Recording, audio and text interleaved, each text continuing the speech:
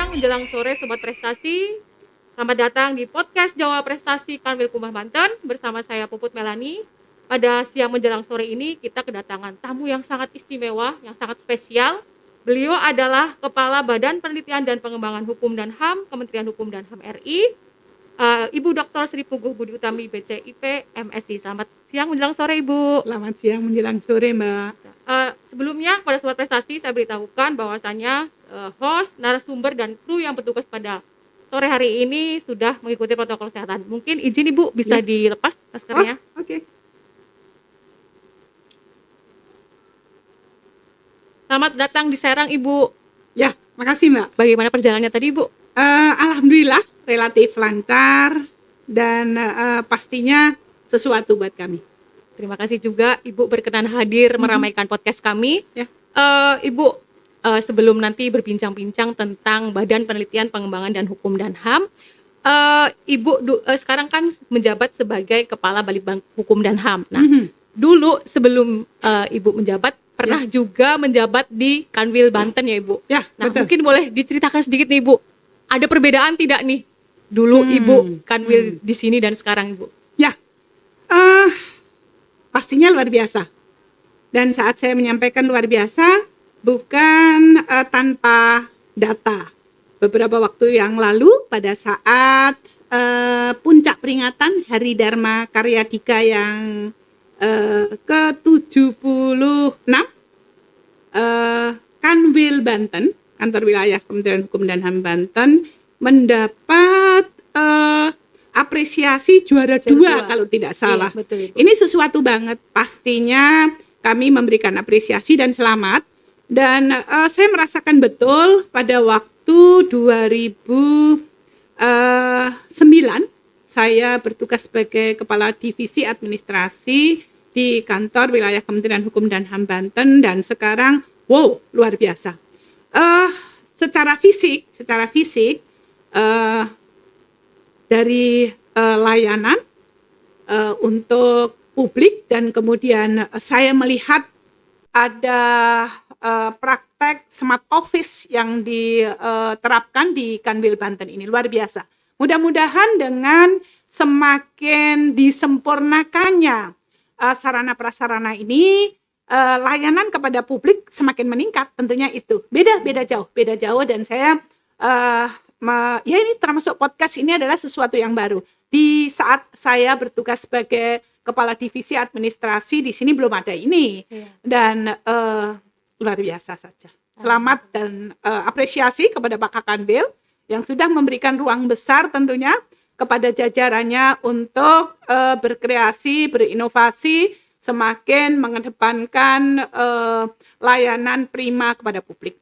Baik, terima kasih Ibu. Selanjutnya berbicara tentang Badan Penelitian dan Pengembangan Hukum dan HAM. Tadi ini Bu, saya dapat pertanyaan ada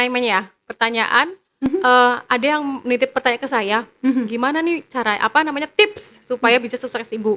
Sesukses Ibu sampai dengan saat ini. Tapi mungkin biar Sobat Prestasi tetap nonton, nah nanti kita kupasnya di belakang saja ya Ibu biar jadi motivasi dan semangat bagi teman-teman Sobat Prestasi. Baik, berbicara tentang Badan Penelitian dan Pengembangan Hukum dan HAM, mungkin ada Sobat Prestasi yang belum mengetahui apa sih itu Ibu Badan Penelitian dan Pengembangan Hukum dan HAM.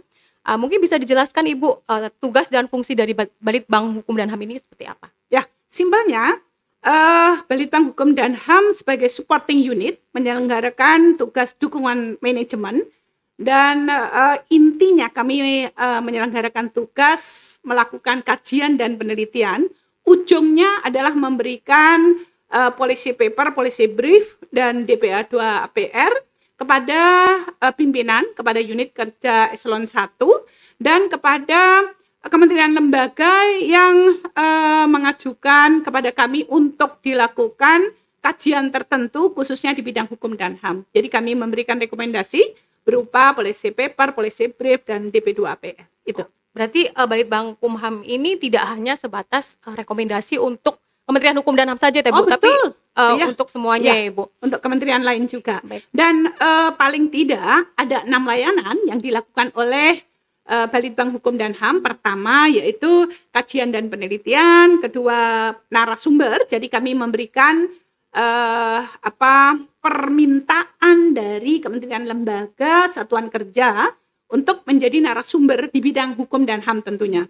Terus kemudian kita juga menyelenggarakan sosialisasi apa yang kita namakan dalam obrolan peneliti. Jadi di dalam obrolan peneliti itu kami mempublikasikan hasil kinerja dari Balitbank Hukum dan HAM, mengundang pihak eksternal, internal, kemudian menghadirkan publik untuk ikut mengetahui apa saja yang dilakukan oleh Balitbank Hukum dan HAM. Selain hal tersebut, kami ada perpustakaan dan juga ada jurnal hasil rata-rata peneliti kami, dan yang terakhir baru saja dilonceng pada waktu Hari Dharma Karya Dika 2021 adalah e-book ya.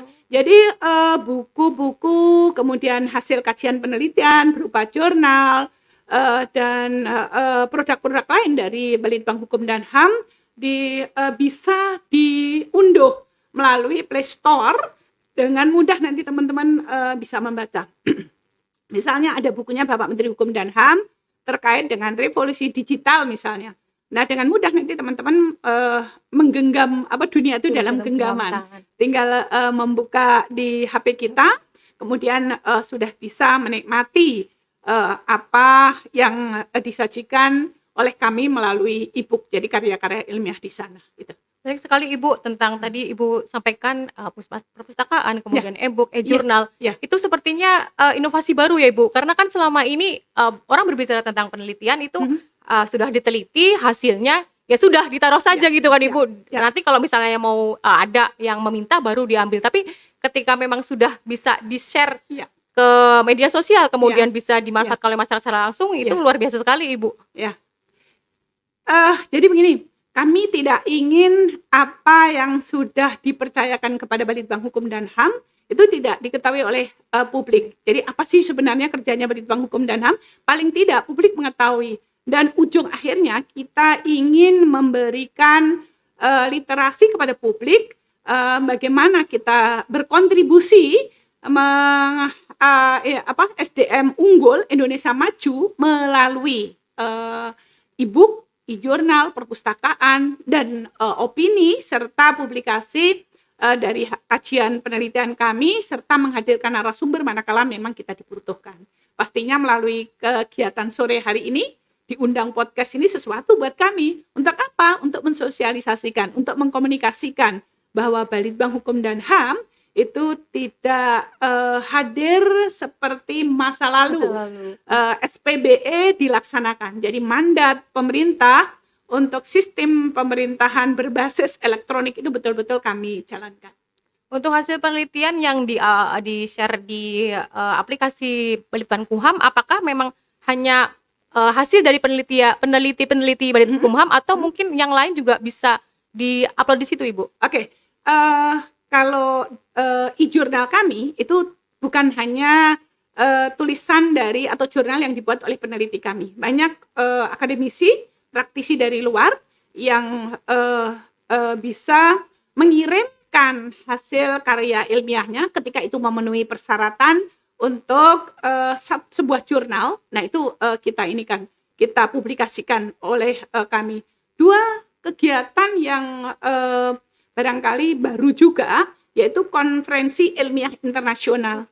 Kemarin sudah yang kedua dihadiri oleh kalau tidak salah yang terakhir itu 11 negara. Jadi kita menghadirkan para pembicara dari luar negeri, baik dari akademisi maupun praktisi, membahas isu-isu terkait dengan bagaimana Indonesia sehat, terus kemudian bagaimana menangani pandemi COVID, bagaimana pemulihan ekonomi nasional, bagaimana peran kita untuk dunia global. Nah itu kita bahas di dalam konferensi ilmiah internasional.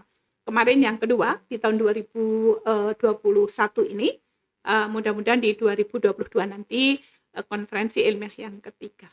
Wah, luar biasa sekali. Kalau konferensi seperti itu apakah boleh di semua masyarakat bisa mengikuti, Bu? Terbuka untuk umum. Terbuka untuk umum, dan itu pengalaman Kalau kita mengikuti konferensi ilmiah internasional, itu biasanya mereka yang sedang menyusun disertasi, itu harus ada persyaratan untuk mengikuti konferensi ilmiah internasional.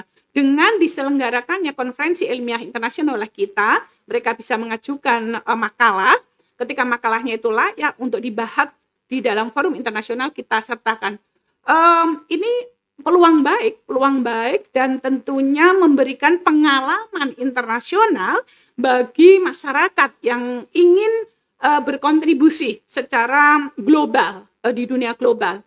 Dan sekali lagi manfaatnya tidak sekedar di dalam opini, kan kita berikan sertifikat. Jadi bukan sekedar sertifikat, sebenarnya bagaimana kita memberikan pencerahan kepada publik, akademisi, praktisi ketika mereka mengikuti isu-isu baru atau topik-topik yang aktual melalui obrolan peneliti.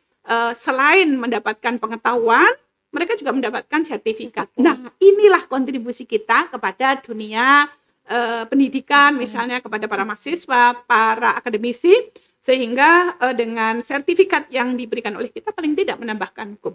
Ya, betul Ibu. Ini sangat luar biasa sekali ya Ibu. Kadang-kadang kan orang berpikir bahwasanya yang namanya Badan Penelitian dan Pengembangan Hukum dan HAM ya kerjanya cuma meneliti saja gitu. Ya, Tapi luar biasa sekali ternyata promosinya itu luar biasa ya Ibu, melalui dengan opini publik gitu kan, kemudian konferensi-konferensi, kemudian di seminar nasional. Itu sangat luar biasa Ibu. Kita ingin memberikan paling tidak pada saat Bapak Presiden ingin menguatkan kapasitas sumber daya manusia menyongsong Indonesia Emas, itu kita memberikan kontribusi khususnya di bidang hukum dan HAM. Jadi jangan sampai kita hanya berada di zona nyaman, menggugurkan kewajiban tanpa memberikan kontribusi besar dalam rangka meningkatkan kapasitas sumber daya manusia. Indonesia akan maju kalau SDM-nya unggul. Kembali lagi Bu, tentang penelitian. Mungkin kalau penelitian yang dilakukan oleh Balitbang-HAM, mungkin ruang lingkupnya apakah memang hanya sebatas hukum dan HAM atau memang mencakup yang lain Ibu? Luas ya. Kalau kita bicara masalah HAM, itu separuh napas ini adalah HAM. Jadi ketika bicara HAM itu aspeknya luas banget. Dari mulai sosial, ekonomi, terus pendidikan dan semua tercover di sana. Nah, kalau hukum ya udah pasti masalah hukum. Jadi sangat luas cakupan bidang hukum dan HAM. Mencakup yaitu tadi ekonomi, sosial, budaya dan seterusnya. Ada 10 hak itu, di sana bisa kita kaji, di sana bisa kita teliti, di sana juga bisa kita bahas baik di dunia nasional maupun internasional. Sangat-sangat universal. Bicara masalah HAM itu sesuatu yang sangat universal, menyangkut seluruh aspek kehidupan manusia. Baik Ibu, terkait penelitian mungkin saya agak sedikit pengen bertanya nih Ibu. Tentang Kementerian Hukum dan HAM. Kadang-kadang Kementerian Hukum dan HAM itu orang itu identik kalau misalnya tanya Kementerian Hukum dan HAM tahu tidak? Apa ya gitu. Nah, orang kadang-kadang lebih kalau misalnya lapas dan rutan, kemudian imigrasi, oh ya tahu gitu. Nah, saya ingin membicarakan sedikit tentang pemasyarakatan, boleh Ibu? Oke, silakan. Apakah Balitbang-HAM pernah melakukan penelitian terkait revitalisasi pemasyarakatan? Oke. Revitalisasi pemasyarakatan ini kan memang merupakan program kementerian yang luar biasa, yang dimana orang dulu paradigma pemasyarakatan itu kan mengerikan ya Ibu. Kemudian ada program pembinaan revitalisasi ini yang mengharapkan memanusiakan manusia, kemudian begitu seperti mereka kembali lagi ke masyarakat itu sudah menjadi lebih baik gitu. Itu seperti apa? Apakah penelitian sudah pernah dilakukan tentang revitalisasi? Kebetulan tahun ini ada topik itu. Jadi salah satu topik dari 38 topik yang dikaji teliti di Balitbang Hukum dan HAM, salah satunya adalah terkait revitalisasi penyelenggaraan pemasyarakatan. Bagaimana sih sejak diterbitkannya Permen Kumham 35 tahun 2018 terkait dengan revitalisasi penyelenggaraannya, perjalanannya seperti apa? Mbak Puput dan teman-teman sekalian, sebenarnya ketika kita membahas terkait dengan revitalisasi penyelenggaraan pemasyarakatan itu ingin mengembalikan konsep pemasyarakatan baik sebagai proses maupun tujuan. Jadi di dalam kalau kita bicara masalah pemasyarakatan itu tidak boleh hanya sampai tujuannya saja, tapi proses menuju ke sana seperti apa. Misalnya di dalam revitalisasi penyelenggaraan pemasyarakatan itu bagaimana pelayanan terhadap tahanan, bagaimana pembinaan kepada warga binaan pemasyarakatan dilakukan, bagaimana pembimbingan terhadap klien dilakukan, bagaimana penyelenggaraan basanbarannya. Jadi konteksnya utuh komprehensif. Nah, khusus ketika kita bicara masalah pembinaan kepada warga binaan pemasyarakatan, memang kalau kita mau tahu secara utuh itu dalam prosesnya. Misalnya, dan kita harus sepakat dulu berangkatnya adalah mengapa sih mereka sampai melanggar hukum. Ini ada kondisi yang kalau saya bilang gini, ada keretakan hubungan sosial. Karena apa? Karena baik lingkungan maupun yang bersangkutan ada yang belum tuntas paham dalam kehidupan bermasyarakat. Mengapa demikian? Kalau kita kembali kepada konsepnya, konsep pemasyarakatan itu adalah pemulihan kesatuan hubungan hidup, kehidupan, penghidupan. Ini harus merupakan satu kesatuan. Jadi reintegrasi sosial yang sehat, manakala ketiganya ini bisa diwujudkan, maka harus pakai tahapan. Ada tahapan misalnya. Tahapan di awal itu kita tidak bicara masalah pengamanannya saja, tapi pembinaannya titik tekannya kepada apa? Titik tekannya tentu kepada pembinaan kepribadian. Pembinaan kepribadian disadarkan dulu yang bersangkutan. Ketika disadarkan tentu beda perlakuannya kepada mereka yang sudah sukses, sadar akan kesalahannya, kemudian berjuang untuk melakukan perbaikan dalam hidup, kehidupan, dan penghidupannya. Kemudian akan masuk tahap kedua. Nah, biasanya ini yang orang nggak paham gitu. Sepertinya di revitalisasi penyelenggaraan pemasyarakatan itu menitik beratkan kepada keamanannya saja. Ini paralel, diamankan dan dibina. Gitu. Karena dua mandat ini utamanya bagaimana pembinaan itu berjalan, tentu harus ada fokus prioritas gitu. Jadi maka dikenal ada maximum security, ada medium security, ada minimum security. Sebenarnya dengan mengetahui proses atau tahapan ini, orang akan menjadi paham, pada saat orang itu sudah berubah perilakunya, sudah masuk ke minimum security, itu ditempatkan di lapas dengan pengamanan minim, karena apa? Dia sudah sukses. Waktu di maximum security, pembinaan kepribadian itu sudah mengantarkan kepada dia sadar. Kemudian masuklah ke medium security. Di medium security mereka ditekankan kepada pembinaan keterampilan. Kan yang di pertama tadi pemulihan hidup dulu. Hidup, kehidupan, penghidupan ini satu satuan. Jadi kalau kita bicara masalah hidup tuh hubungan dia dengan Tuhan. Dengan Allah SWT, dengan Tuhan Yang Maha Esa, dengan Tuhan Yang Maha Kuasa. Seperti apa sih? Kemudian masuklah ke medium security, selanjutnya ke minimum security. Minimum security itu pembuktian bahwa warga binaan pemasyarakatan itu sudah sadar, punya keterampilan khusus, kemudian siap untuk mendharma baktikan hidupnya sebelum yang bersangkutan bebas kembali ke masyarakat. Apakah sudah berjalan penelitiannya sudah dilakukan atau masih akan baru? Banyak hal yang memang masih harus disempurnakan. Disempurnakan dalam arti begini, ketika Permen 35 2018 terbit, itu di akhir tahun 2018, kalau nggak salah sekitar Desember, dan memang butuh waktu untuk sosialisasi, desiminasi, internalisasi, penguatan, itu 1 tahun mestinya. Kemudian di 2020 tentu melengkapi sarana prasarana dan lain sebagainya. Harus ada piloting. Nah, setelah itu jalan semuanya, itu akan menjadi smooth sebenarnya. Dan tidak cukup dalam waktu 1-2 tahun, prakteknya harus betul-betul dipahamkan. Utamanya kepada siapa? Utamanya kepada jajaran pemasyarakatan, utamanya. Terus publik pun harus tahu. Karena kalau publik nggak tahu, misalnya orang warga binaan pemasyarakatan nyapu di halaman lapas gitu. Terus, itu orang keluar, memang harus keluar. Karena konsepnya begitu, konsepsi dari reintegrasi sosial yang sehat itu seperti itu. Tidak bisa ujuk-ujuk gitu, harus ada proses dari orang yang mengalami terjadi pelanggaran hukum, yang bersangkutan berhadapan dengan hukum itu ada proses dari mulai proses pada saat dia ditahan, kemudian proses ada keputusan yang memiliki ketetapan hukum tetap dan seterusnya seperti itu, Mbak. Baik Ibu, bicara tentang tadi, lapas adalah sebagai tidak hanya keamanan saja tetapi adalah pembinaan. Mungkin, pembinaan seperti apa Ibu yang sudah diterapkan di pemasyarakatan, mungkin terkait dengan, industri di lapas? Nah, apa sih konsep dari industri di lapas itu Ibu? Oke, jadi begini, supaya negara pun tidak menghabiskan anggaran tanpa bukti gitu. Ya, jadi ketika ditempatkan di maksimum, memang betul-betul yang bersangkutan itu tidak boleh dikunjungi keluarga misalnya.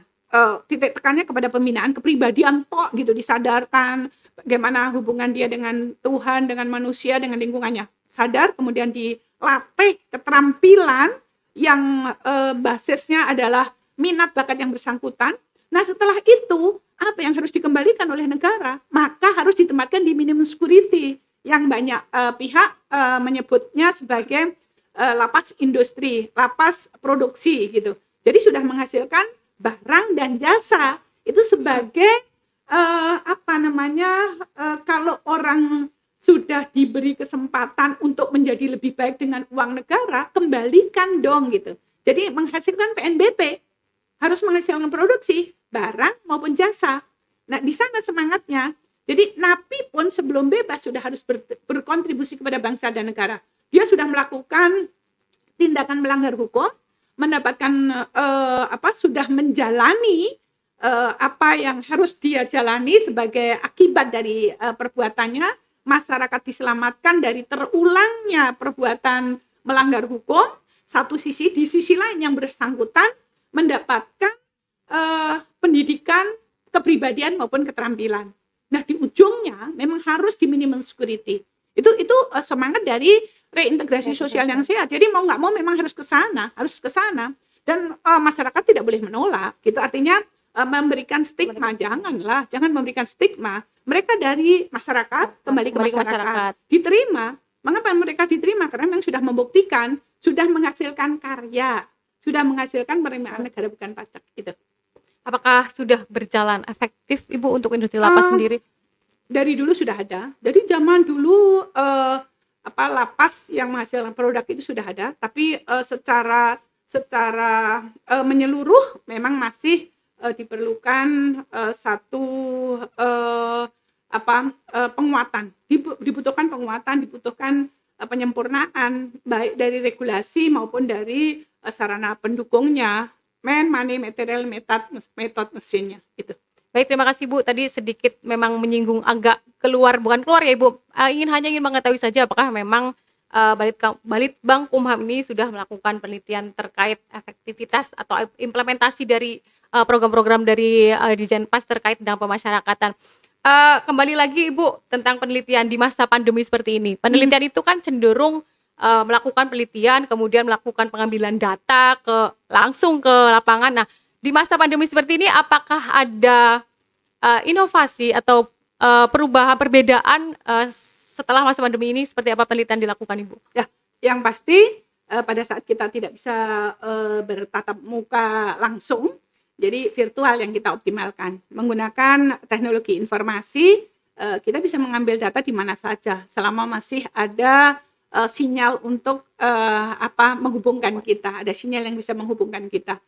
Itu adalah jalan keluar dari permasalahan pada saat kita tidak boleh terbang, tidak boleh langsung mengambil data di satuan lokus yang kita tetapkan.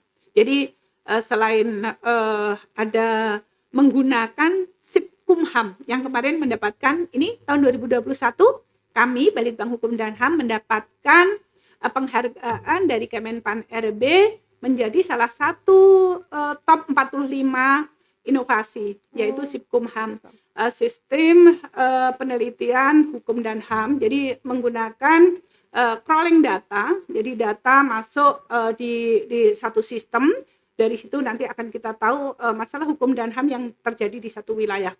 yang aktual itulah yang kita jadikan sebagai topik untuk diteliti. Berarti masih tetap produktif ya Ibu, meski di keterbatasan pandemi seperti ini. Kemudian pertanyaan terakhir mungkin Ibu, seberapa penting sih Ibu penelitian itu harus dilakukan? Jadi kalau topik itu mengkait dengan isu aktual, pasti kita teliti. Topik itu akan memberikan kontribusi besar dalam penyelenggaraan tugas fungsi, utamanya Kementerian Hukum dan HAM, pasti kita teliti. Jadi ketika ada masalah atau kita membayangkan bahwa ini akan memberikan kontribusi besar dalam penetapan kebijakan, kita akan ambil. Baik, terima kasih Ibu. Tadi kan mungkin karena keterbatasan waktu juga ya Ibu, tadi kan kita sudah bertanya di awal nih, tips supaya bisa sehebat Ibu sampai saat ini, mungkin bisa di-share kepada Sobat Prestasi. Oke. Perlu ketahanan ya, dan seberapa kesempatan yang diberikan kepada kita harus all out, harus maksimal. Saya hanya punya kata siap sejak dulu. Jadi apapun yang diperintahkan kepada saya siap dulu. Setelah saya menyatakan siap, saya akan mencari solusi ketika saya nggak bisa. Dan memanfaatkan kolaborasi dengan pihak-pihak lain itu penting dan perlu, strategis itu. Jadi kita tidak bisa menjadi siapa-siapa, kita juga bukan siapa-siapa manakala kita tidak mengoptimalkan kapasitas yang ada di lingkungan kita. Itu penting. Jadi tahan kuat, agak ndablek sedikit ya, karena apalagi perempuan ini akan mendapatkan peluang plus tantangan yang berbeda dengan laki-laki. Itu udah pasti. Peluang dan tantangan yang berbeda dengan laki-laki. Kenapa? Ya misalnya saya sebagai ibu rumah tangga gitu, pasti akan ada pilihan-pilihan yang tidak bisa sempurna saya lakukan. Ya nggak apa-apa, kita manusia kok gitu. Jadi kalau misalnya yang penting gini, perempuan itu jangan pengen sempurna gitu. Karena memang pasti tidak sempurna. Tapi setiap kesempatan, setiap peluang, setiap tantangan harus total. Jangan ngeluh, terus jangan mudah menyerah. Saya sepakat dengan apa yang disampaikan oleh Ibu R.A. Kartini. Beliau selalu sampaikan saya mau. Nah, saya tambah, kalau saya mau, saya mampu. Satu pengalaman penting dalam hidup saya pada saat saya diundang oleh Dewan Keamanan PBB untuk bicara masalah teroris. Keren banget itu, dan nggak nyangka gitu bisa duduk di di forum Dewan Keamanan PBB bicara masalah yang maskulin banget gitu, Tapi saya hadir dan sebenarnya ada berlanjutnya satu hari hadir ke Jakarta untuk mengundang saya kembali ke Dewan Keamanan PBB. Tapi pada waktu itu esok saya sudah harus dilantik menjadi Kepala Balitbang Hukum dan HAM. Saya cuma bersyukur kepada Allah SWT atas kesempatan yang sudah diberikan kepada saya. Nggak pernah nyangka dalam hidup saya menjadi itu luar biasa bersyukur saya, dan saya sangat berterima kasih kepada Bapak Menteri Hukum dan HAM tentunya yang sudah memberikan kepercayaan kepada saya. Dan bicara di forum-forum internasional ini, menurut saya teman-teman putri harus ASN perempuan harus bisa menunjukkan kapasitasnya. Yang utama harus menguasai bahasa asing. Jadi jangan kayak saya menguasainya pasif, teman-teman harus aktif. Saya selalu bicara dengan Mbak Yuni, Mbak Farah, orang-orang yang di sekitar saya, Mbak Dewi. Jangan sampai kalian mengalami hal yang seperti saya. Andai saja saya bisa aktif bicara dalam bahasa Inggris, saya yakin saya akan punya kontribusi besar untuk kemajuan bangsa dan negara Indonesia di kancah internasional. Jadi teman-teman jangan pernah nyerah gitu, terus berjuanglah menjadi semakin sempurna dan sempurna. Saya juga pernah hadir di Wina, itu membahas terkait dengan bagaimana warga binaan pemasyarakatan itu bisa menghasilkan produk yang bisa mengantarkan dirinya menjadi seseorang yang lain, manusia baru, manusia yang bisa berkontribusi. Pada waktu itu karena ada produk yang dihasilkan oleh warga binaan ini, saya kebetulan ini memakai ini produk dari warga binaan pemasyarakatan, baik baju saya, terus kemudian aksesoris yang saya gunakan itu semua adalah produk dari warga binaan pemasyarakatan. Ayo hasilkan, bantu mereka, dukung mereka untuk bisa kembali ke tengah-tengah masyarakat, terutama kepada aparatur sipil negara perempuan dan semua yang perempuan. Semangatlah terus untuk mendukung Indonesia sehat. Pemulihan ekonomi nasional membutuhkan kita. Indonesia emas akan berhasil kalau para perempuannya mengambil peran strategis ini menjadikan sesuatu yang lain.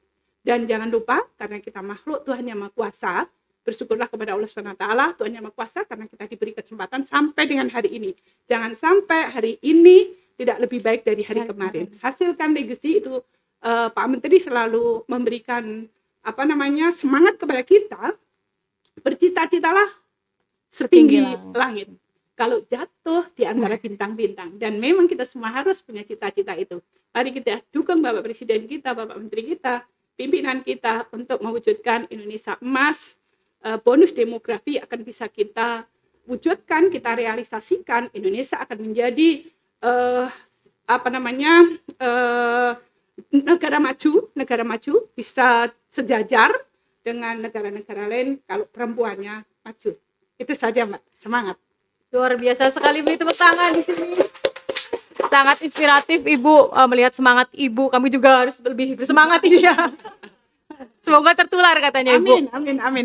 Terima kasih Ibu atas kesempatannya mau meramaikan podcast kami. Yang perlu saya sampaikan kepada Sobat Prestasi bahwasanya Badan Penelitian dan Pengembangan Hukum dan HAM ini sudah melakukan banyak sekali inovasi yang orang dulu tuh berpikirnya bahwasannya kalau cuma penelitian ya sudah selesai, sudah jogrok aja ya Ibu, tidak diapa-apakan gitu. Tapi melalui Badan Penelitian dan Pengembangan Hukum ini banyak melakukan inovasi yang ada e-book, kemudian e-jurnal yang dimana hasil-hasil dari penelitian itu bisa langsung dimanfaatkan oleh masyarakat. Oh ya, sedikit sebelum ditutup. Kita punya 3 jurnal, semuanya sudah Sinta 2. Selangkah lagi menuju Sinta 1. Dan ini kerja keras dari jajaran kami, Bu Ses, para kapus, dan teman-teman yang sudah sangat luar biasa. Kalau teman-teman punya jurnal, silahkan dikirimkan ke kami. Siapa tahu memenuhi persyaratan untuk bisa dijadikan salah satu jurnal yang masuk di dalam jurnal baik De Jure, karya tulis ilmiah maupun HAM. Mungkin boleh hanya mengirimkan email atau bisa menghubungi kemana Ibu? Ada. Barangkali bisa melihat di web kita, dengan melihat di web Balitbang Hukum dan HAM, teman-teman nanti akan tahu apa saja yang bisa dikontribusikan untuk kemajuan hukum dan HAM khususnya. Baik Sobat Prestasi, tadi sudah disampaikan Ibu Kepala Badan bahwasannya di websitenya Balitbang itu sudah banyak sekali bisa dimanfaatkan, apalagi terutama nih bagi teman-teman yang mahasiswa mungkin ya Ibu, yang pengen penelitian kemudian skripsi itu tinggal unduh saja, tidak harus datang ke perpustakaan, kemudian sudah tersedia semua sekarang dalam genggaman tangan ya Ibu. Betul. Baik, sudah selesai Ibu podcastnya. Saya mengucapkan banyak terima kasih. Saya juga terima kasih karena diberi kesempatan untuk bisa ngobrol banyak dengan anggota podcast dari Kanwil Kementerian Hukum dan HAM Banten. Podcast Jawara Prestasi Ibu. Apa? Podcast Jawara Prestasi. Jawara Prestasi. Wih, mudah-mudahan ini betul-betul jadi jawara yang berprestasi. Amin. Ya, sukses untuk teman-teman. Terima kasih. Baik Sobat Prestasi, terima kasih. Saya sampaikan untuk tetap dukung kami dengan cara subscribe, like, share, dan komen di Banten Prestasi TV. Terima kasih. Assalamualaikum warahmatullahi wabarakatuh. Waalaikumsalam warahmatullahi wabarakatuh.